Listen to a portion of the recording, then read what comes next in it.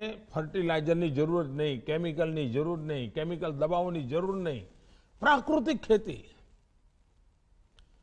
હું માનું છું કે ગુજરાતની અને દેશની મોટી સેવા થશે અને શાસ્ત્રીજી મહારાજને સાચી શ્રદ્ધાંજલિ થશે.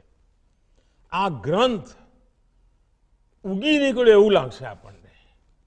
તો આજે જ્યારે આપની વચ્ચે આવ્યો છું તો સ્વાભાવિક રીતે મારા મનની વાતો અને ખૂબ આગ્રહ સાથે, અને ઘણીવાર તો મને લાગે માધવપ્રસાદજી જોડે બેઠો એટલે એમ લાગે કે મને હકથી કંઈક કહેવાનો મને આદત જ થઈ ગઈ, જેમ કહું તો ચાલે.